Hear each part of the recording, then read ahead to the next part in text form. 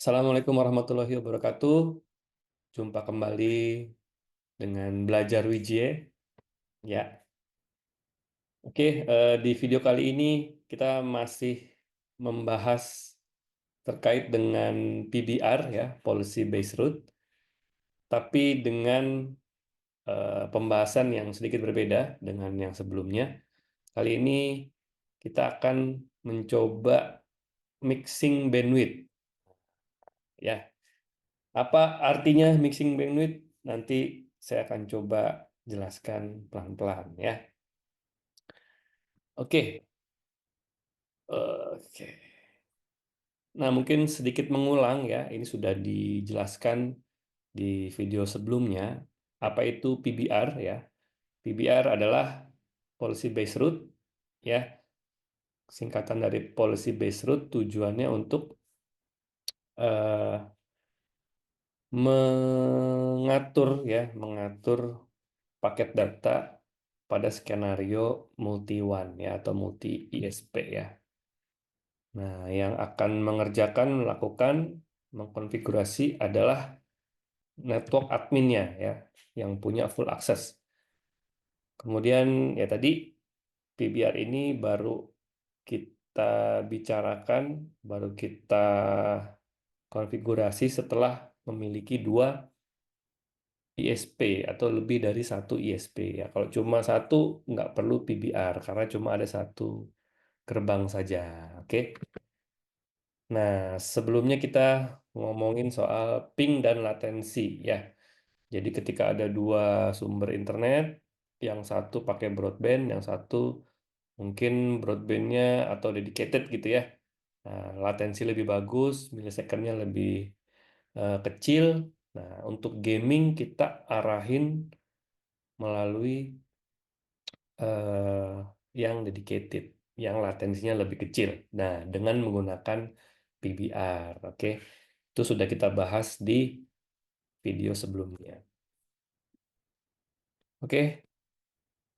Nah, di kali ini teman-teman, saya mencoba bercerita ya dengan skenario ini seperti sekolahan gitu ya. Nah, di sekolahan ini eh, kondisinya adalah di sana banyak sekali ONT ya atau sumber internet. Tapi jaringannya beda-beda gitu. Jadi di sini saya bilang multi separate network in one place. Jadi di satu tempat ini banyak sekali eh, jaringan-jaringan yang terpisah-pisah gitu ya. Tidak saling terhubung, tidak saling terkoneksi. Nah, ini contohnya. Jadi ada 4 ISP dalam satu sekolahan ini ya. Ada yang dipasang di ruang guru ya, itu internet sendiri, langganan sendiri, terus juga ada yang untuk ruangan kelas ya kan. Nanti wah ini kurang internetnya, tambah lagi gitu ya. Nah, jadi nanti ada di mungkin ini lebih ke SMK kali ya. Ada jurusan-jurusan, nanti ada yang jurusan otomotif, dia merasa oke, saya punya dana sendiri, saya mau beli internet langganan khusus ya. Jadi ada lagi ONT di situ, kemudian di jurusan listrik juga ada. Nah, ini yang eh, terjadi ya. Saya rasa ada juga ya yang di kejadian di real skenario-nya seperti ini gitu ya. Nah, kira-kira penyebab beberapa penyebab ya ini dikarenakan biasanya tidak ada orang IT khusus ya atau tidak ada dedicated IT. Bisa jadi ada sempat nanti 2-3 tahun berubah lagi orangnya ya kan, idenya berubah lagi gitu ya. Jadi selalu ganti-ganti orang gitu kan, tidak ada yang fokus, tidak ada serah terima gitu ya. Nah, jadi networknya berantakan. Kemudian bisa jadi multi vendor ya. Nanti ada vendor CCTV, nanti dia pasang jaringan CCTV, terus mau internetnya terpisah gitu ya. Atau kayak tadi ya kan, ada sales dari ISPA masuk tawarin, coba nanti ada ISPB masuk lagi tawarin, akhirnya beli gitu kan. Nah, seperti itu ya. Kemudian bisa jadi juga multi brand ya, karena multi vendor, banyak tangan, banyak yang ngerjain. Dalam satu jaringan ini banyak sekali brand campuran ya. Ada yang Ruije mungkin ya, ada yang lain-lain juga, Microtik, ada Unify dan seterusnya. Nah, jadi juga tidak memiliki grand design, planning jangka panjangnya atau planning besarnya. Semua serba eh, apa? Sementara gitu ya, temporary ya. Nah, yang penting nyala dulu. Nah, itu dia. Dan juga rasa-rasanya daripada kita buat satu grand design, lagian juga tidak ada orang IT, nah itu lebih simple, lebih gampang, lebih hemat kalau nambah ISP aja gitu kan. Solusinya hanya itu gitu ya. Jadi misalnya awalnya sudah berlangganan 100 Mbps, ya kan. Terus merasa kok slow, kok lemot. Wah, ini berarti internetnya nggak bagus atau kurang. Tambah lagi, belanja lagi. Ada dua, ya ada dua ISP nih ya, ada dua sumber internet. Berjalan, kurang bandwidth-nya, berasa lemot lagi, beli lagi, seperti itu. Itu juga bisa jadi faktor ya, jadi alasan atau penyebab. Oke, nah sekarang dengan jaringan yang seperti ini, kira-kira apa sih kekurangannya? Nah, yang pertama pasti akan susah untuk dioperasikan ya, untuk dimonitoring, untuk di maintenance itu akan susah, ya lebih susah. Kemudian juga kalau ada error atau apa perlu dicek juga susah, ya kan? Nah, jadi misalnya ada masalah di jaringan listrik. Nah, nanti nggak ada IT nih, repot. Akhirnya cuma cabut colok, ya, restart. Oh sembuh, nanti nggak lama gitu lagi.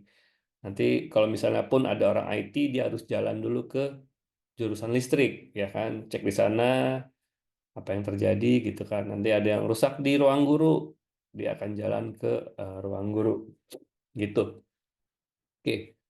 Nah, kemudian tidak ada backup skenario. Jadi misalnya sebentar saya kasih laser. Nah, jadi misalnya ada kendala atau misalnya internetnya mati ya di ISP yang kedua ini. Oke. Nah, untuk ruangan kelas nanti tidak akan ada koneksi internet sementara ya selama ISP yang nomor dua ini mati. Ya, jadi tidak ada saling backup gitu. Ya mungkin yang di ruang guru ya di jurusan itu masih hidup internetnya, tapi yang di ruangan kelas dia mati gitu ya. Jadi parsial ya. Di satu jaringan ini sebagian hidup, sebagian mati kalau ada kendala di sisi internetnya. Lalu juga tidak ada roaming ya. Roaming itu artinya eh, dari sisi user itu membantu sekali ya. Ketika dia connect ke sebuah nama WiFi, SSID gitu ya, dia mulai dari ruang guru, terus pindah ke ruang kelas, keliling gitu ya, mungkin lagi absen ya kan, ke jurusan, itu dia tidak akan putus. Ya, tetap koneksi dan tidak akan diminta lagi autentikasi. Nah, misalnya sudah sukses nih di ruang guru, sudah connected ya, ada mungkin ada password gitu ya, atau ada login page, sudah connect. Nanti begitu dia pindah ruangan ya, dia akan eh, selalu terkoneksi, tidak akan putus. Itu kalau support roaming ya, seperti di hotel-hotel gitu kan ya.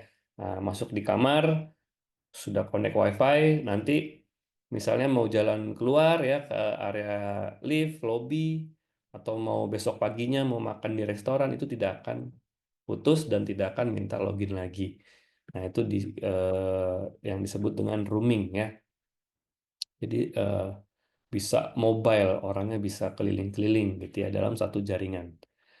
Oke, terus bisa juga less secure ya, kurang aman ya, kurang secure. Kenapa? Misalnya gini, menggunakan metode enkripsi WPA PSK ya. Nah, itu kan yang standar ya, yang paling gampang. Nah, nanti bisa jadi ada area di belakang sekolah ya, perumahan atau ada murid yang ada di belakang sekolah itu masih bisa terkoneksi ke WiFi sekolah gitu kan ya.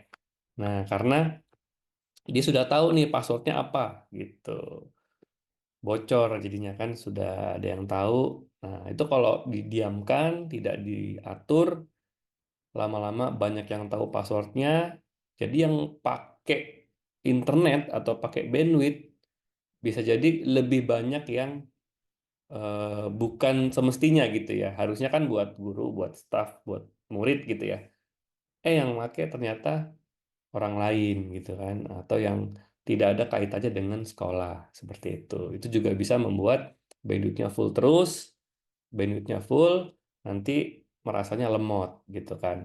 Nah, seperti itu. Atau juga nanti eh, yang pasang CCTV ya, kalau sudah ada user connect ke WiFi, dia bisa akses ke network CCTV. Jadi tidak ada pemisahan VLAN dan seterusnya.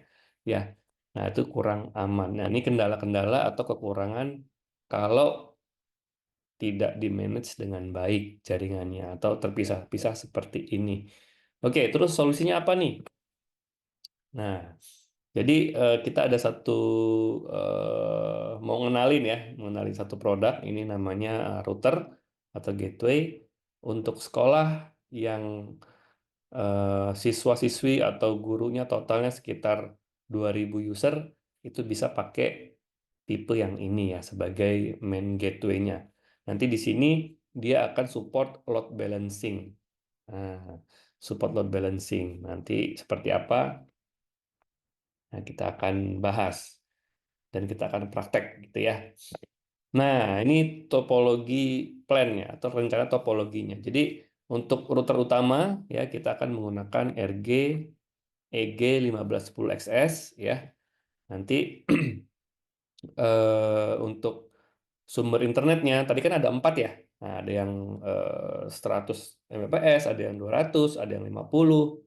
Nah, kalau misalnya sudah ada apa gateway seperti ini yang mampu meload balance ya untuk menggabungkan bandwidth tadi, membagi, nanti bisa aja satu di cut ya. Jadi kita cuma perlu 3 nih.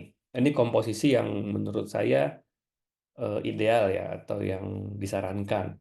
Yang pertama ada internet dedicated. Nah, ini pun kalau misalnya punya server-server di sekolah yang akan diakses dari luar jaringan. Misalnya punya server web ya, dan kebetulan ada orang IT yang memaintain itu gitu ya. Nah, atau ada server-server lain yang penting yang diakses dari luar jaringan. Nah, entah itu guru-guru ataupun dari siswa gitu kan. Ya. Jadi disarankan punya ISP dedicated ya. Selain dari bandwidth-nya itu 1:1 ataupun simetris ya. Jadi downloadnya 20 Mbps, uploadnya pun 20 Mbps. Nah, dan juga dia punya IP public ya. IP public yang kita bisa gunakan untuk server-server tadi gitu ya. Nah, kemudian sumber internet yang selanjutnya, yang lain, nah kalau bisa satu atau dua gitu ya, tapi bandwidth-nya besar sekalian gitu ya. Nah, jadi secara sumber internet tidak terlalu banyak juga ya. Nah, nanti bayarnya banyak gitu ya, harus bayar ini A B C D gitu ya. Kalau sekarang ya lebih simpel lah gitu ya. Tapi speednya lebih besar gitu. Itu lebih disarankan seperti ini daripada 50 plus 50 plus 50 plus 50 ya, ada 4 atau 5. Nah, itu kan repot. Dan juga nanti orang lain nggak apa akan nggak kebagian ya kabelnya ya. Nah, tapi itu nggak ada jadi soal ya. Oke, nah, jadi total internetnya di sini 620 Mbps ya. Dari broadband mungkin bisa IndiHome gitu ya atau My Republic atau Bisnet gitu ya. Nah, ini 300 Mbps, 300 Mbps tambah dedicated yang 20. Jadi kita nanti skenario-nya adalah multi one, kemudian ada fitur load balance juga ya. Jadi di semua ISP ini akan ada trafficnya, akan dilewati traffic ya. Nah, kemudian ada PBR ya untuk mengatur ya. Nah, misalnya untuk siswa-siswi ya atau untuk siswa kita lewatin aja ke yang broadband ya, yang lebih murah gitu ya. Karena dia mayoritas hanya download saja gitu kan atau akses ke website tertentu saja di luar.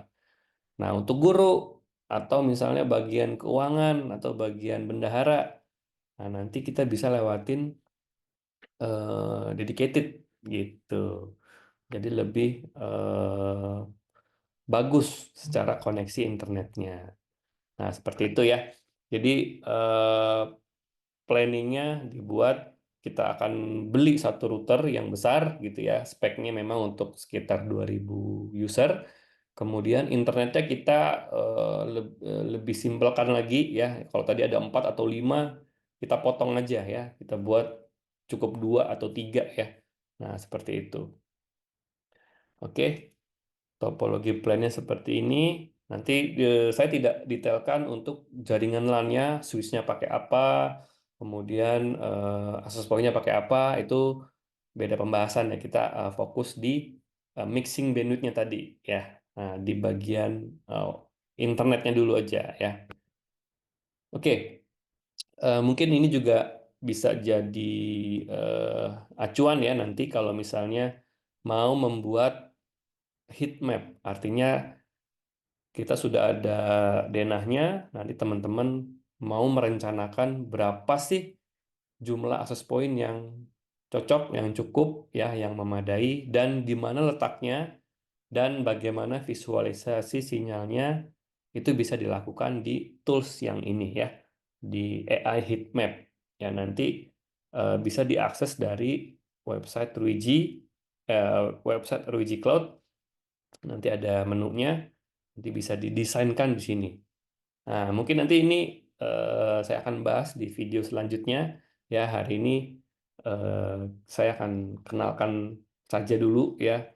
Jadi step by stepnya ketika mau merevitalisasi ya atau memperbaiki jaringan di sekolah, syaratnya harus punya layoutnya ya. Kemudian kita akan buat heat map-nya dulu ya, perencanaan dulu kira-kira perlu berapa unit, letaknya di mana, kemudian sinyalnya seperti apa, visualisasinya. Nah, nanti di sini bikinnya ya.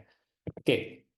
Nah, untuk hari ini kita akan praktek ya, sedikit berbeda ya dengan planning yang tadi. Kalau tadi planningnya kita menggunakan RG EG1510XS. Nah, untuk demo hari ini ya, kita cukup menggunakan tipe yang kecil aja ya, 105G. Dan di sini untuk praktek saya punya dua sumber internet, ada yang dari 4G ya, Telkomsel, ada juga dari Bisnet ya. Ini pakai broadband ya. Nah, nanti saya akan coba konfigurasi 4 segmen ini. Ya, ada 4 WiFi, ada ada 2 WiFi ya. Yang satu untuk siswa ya atau untuk umum nanti menggunakan Captive Portal metodenya dan juga pakai account ya. Kemudian untuk siswa kita akan arahkan ke ISP 2 misalnya gitu ya atau satu gitu ya. Kemudian untuk yang guru tidak perlu pakai Captive Portal, coba nanti hanya pakai enkripsi saja dan kita akan arahkan ke ISP 2 gitu ya atau satu gitu ya. Nanti dibolak-balik aja. Kayaknya sih harusnya siswa itu ke 2 ya. Nah, yang broadband, yang guru ke satu ya, ISP 1 yang dedicated. Nah, kira-kira seperti itu simulasinya. Nanti cara ngetesnya kita tinggal lihat, buka speed test ya, akan ketahuan kalau saya connect ke WiFi siswa itu ISP-nya siapa gitu ya, cocok nggak gitu ya, maksudnya sesuai tidak ya. dengan yang kita konfigurasi. Begitupun kalau kita nanti connect ke WiFi guru, sesuai nggak ISP-nya gitu ya, dan bandwidth-nya juga gitu ya. Nah, eh balik lagi, itu tadi pembahasan mengenai mixing bandwidth, artinya ketika di sekolah tadi ada beberapa bandwidth ya, atau ada beberapa ISP ya. Jadi sudah beda ISP, terus juga beda paketan gitu ya, beda speednya. Nah, itu kan kita mixing nih. Gimana cara kita ngaturnya gitu ya. Nah, itu menggunakan PBR ya, Policy Based Route. Oke, sekarang kita langsung aja eh, praktek. Nah, ini letak fitur PBR yang ada di cloud ya. Jadi ada di device config nanti. Kemudian kita ke gateway routing. Nah, disinilah menu PBR-nya. Oke. Sekarang kita akan praktek ya. Kita akan buka dulu eh, websitenya. Nah, ini saya sudah siapkan topologi di rumah ya untuk coba-coba sesuai dengan gambar yang tadi seri 105G. Ini sudah tipe end of cell ya teman-teman ya, 105G untuk yang sekarang. Paling baru itu ada yang versi 3. Nah, itu yang sudah terbaru. Oke, kita akan lihat di sini sebenarnya sudah jalan skenario multi one ya, atau load balance-nya sudah jalan. Sekarang kita bisa lihat juga di menu network wide dan multi one. Nah, ya sudah ada 2 ISP di sini, one 1 dan one 2 ya. Sorry, one 0 dan one 1, ISP 1, ISP 2 ya. Tapi jaringan LAN-nya belum saya setup ya, belum saya setup. Oke, sekarang saya mau coba setup dulu ya untuk jaringan LAN-nya. Ada 4 tadi ya, ada yang 2 SSID dan juga satu server, satu lagi untuk CCTV gitu ya. Oke, sekarang kita akan masuk ke menu network wide network. Kita akan buat dulu WiFi baru ya.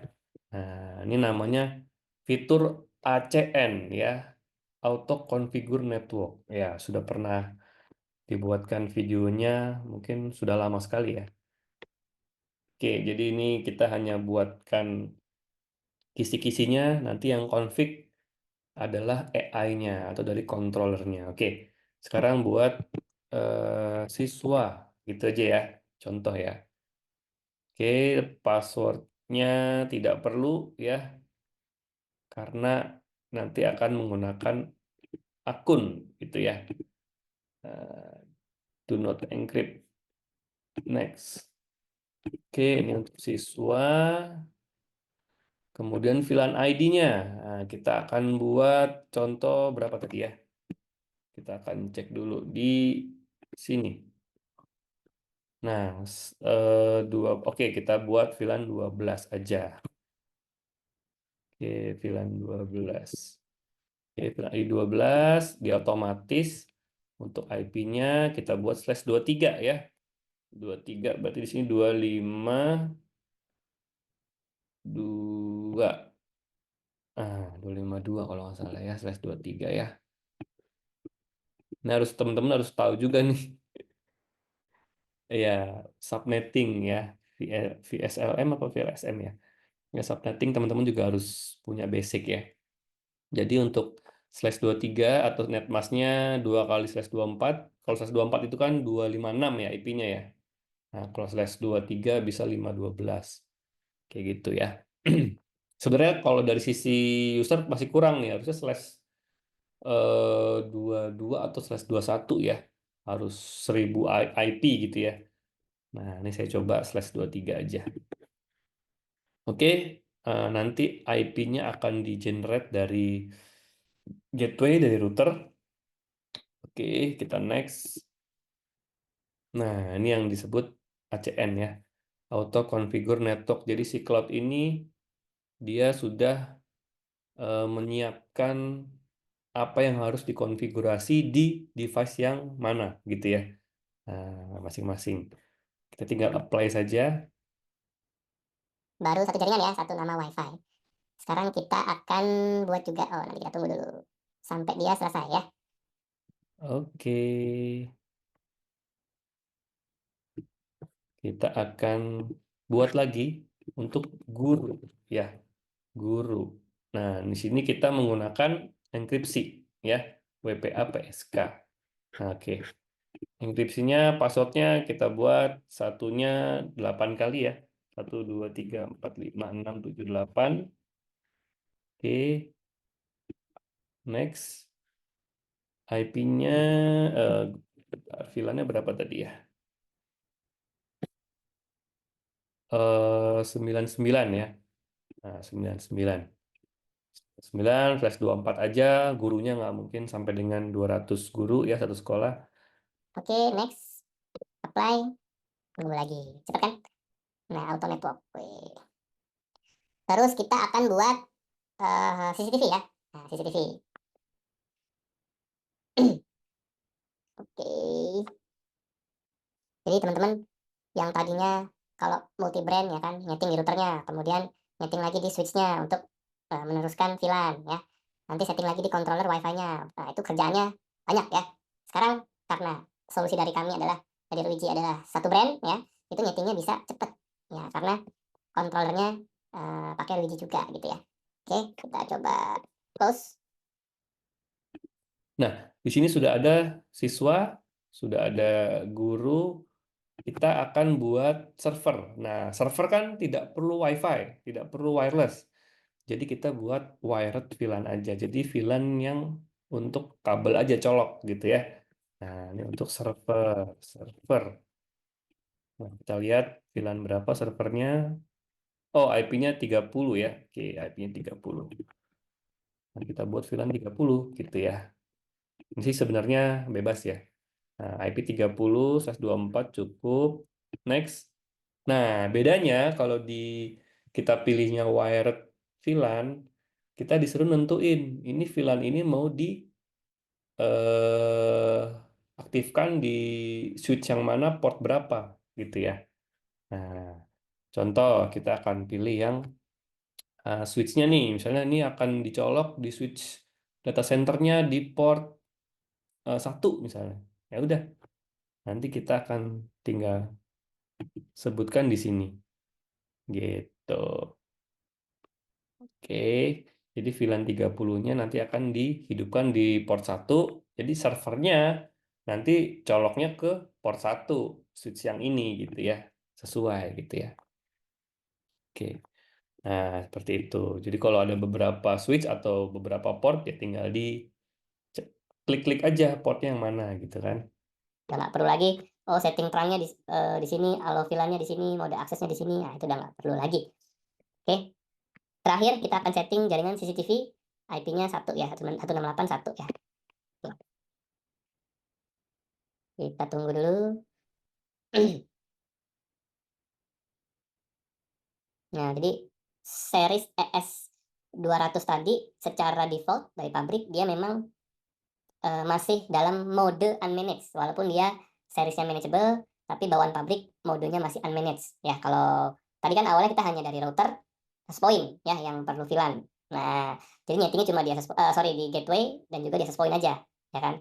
Nah, ketika kita mau nyeting port VLAN kayak sekarang nih di port switch 1 di switch port 1 itu mau VLAN 30 baru nanti dia berubah modenya tuh jadi manageable gitu. Itu untuk mempersingkat ya konfigurasi sebenarnya. Oke. Nah, jadi yang ngerjain yang config cloud-nya ya, bukan kita lagi. Nah, bukan kita lagi. Yang config adalah cloud-nya. Kita nggak perlu config lagi. Oke. Coba kita intip ya. Sudah ada wifi belum? Wah, guru udah ada, siswa sudah ada ya. Tinggal ini masalah port VLAN aja. Jadi untuk menghidupkan VLAN. Nah, itu teman-teman bisa lihat di sini yang sebelumnya di switch tidak ditambahkan VLAN karena modenya adalah switch bodoh ya, unmanaged. Begitu kita pancing dengan settingan wired VLAN, dia harus ngulang lagi ya. Yang sebelumnya dia tambahin VLAN-VLAN sebelumnya harus ditambahin lagi gitu ya. Oke. Oke, kita close. Kita satu lagi ya. Satu lagi kita akan buat yang namanya VLAN untuk CCTV. Nah, ini sudah ada siswa, server, guru. Kita add lagi yang wired. Nah, misalnya untuk CCTV. VLAN-nya saat 11D gitu ya. Nah, 11 IP-nya tapi satu. Nah, bisa kok diganti ya. Oke, next. Nah, ini nanti ada di switch port berapa? Port 2 misalnya gitu kan. Are you sure? Oke. Oh, ini ada akses point di sini ya. Di port 3 aja berarti ya. Port 2 ada, port 3 ada. Oke, next. Nah, oke deh. Jadi secara network sudah ada 4 ya, sudah ada 4. Sudah ada 4 VLAN, ada 2 SSID ya. Oke. Oke dulu aja. Cek network. Nah, sudah ada 4 VLAN ya. Yang default sih biarkan aja dulu ya. Ada VLAN CCTV, VLAN 11, VLAN 12-nya siswa, VLAN server, VLAN 30, guru 99. Oke. Nah, saya mungkin nggak akan nyeting Captive portalnya ya. Mungkin di video selanjutnya aja. Saya akan coba pastikan dulu ya PBR-nya itu jalan ya. Oke, sekarang kita masuk ke menu PBR ya, device config, gateway, routing. Oke. Nah, ini sini ada PBR, kita akan buat add root ya. Protokol type-nya IP, source-nya, nah custom nih ya kan.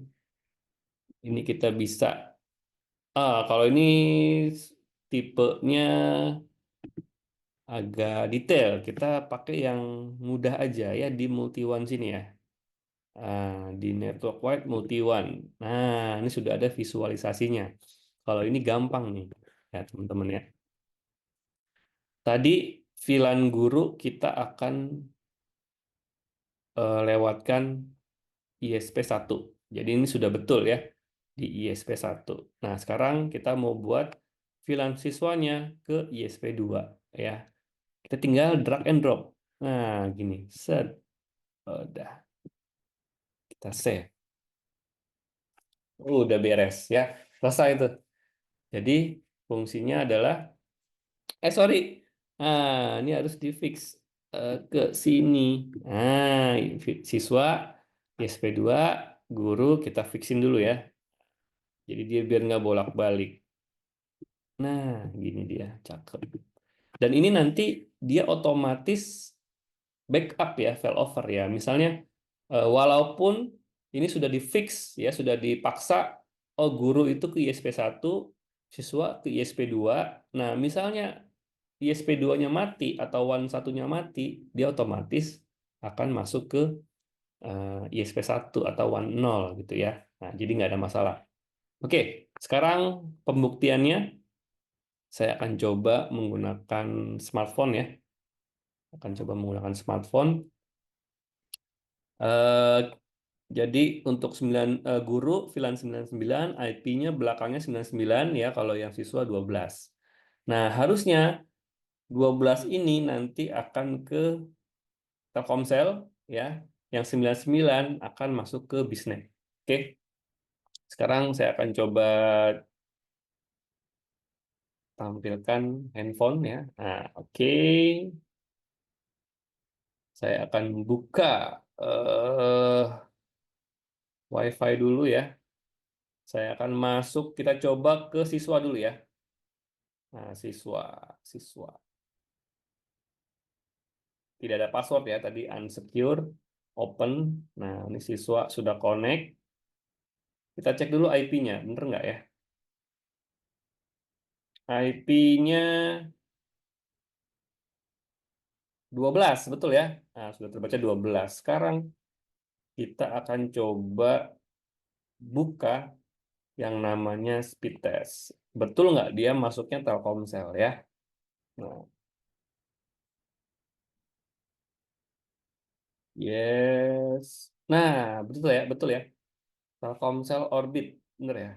Nah, kita speed test. Oke, 30 Mbps. Betul ya? Oke, kita skip aja. Sekarang kita akan tes. Nah, WiFi Guru ya. Tadi passwordnya satunya 8 kali. 1, 2, 3, 4, 5, 6, 7, 8. Oke. Salah ini. Siswa guru. Mana guru, guru, guru. Nah, ini guru. Oke. 1, 2, 3, 4, 5, 6, 7, 8. Oke, connected. Kita lihat IP-nya 99 bukan? Oke, sudah 99. Sekarang kita akan buka speed test-nya lagi. Harusnya sudah bisnet. Ya. Nah, betul ya. Oke. Nah, sudah bisnet. Nah, karena ada PBR tadi, policy based route, kita bisa paksain yang network siswa ke Telkomsel atau ke broadband gitu lah ya. Nah, kalau yang guru ke bisnet atau ke dedicated misalnya gitu. Ya, itu tadi praktek untuk hari ini ya. Jadi dari pengetesan dari smartphone ya, VLAN-nya sudah sesuai, kemudian WiFi-nya juga sudah sesuai, ISP-nya juga sudah sesuai dengan konfigurasi PBR yang sudah kita setup ya. Terima kasih sudah menonton. Sampai jumpa lagi.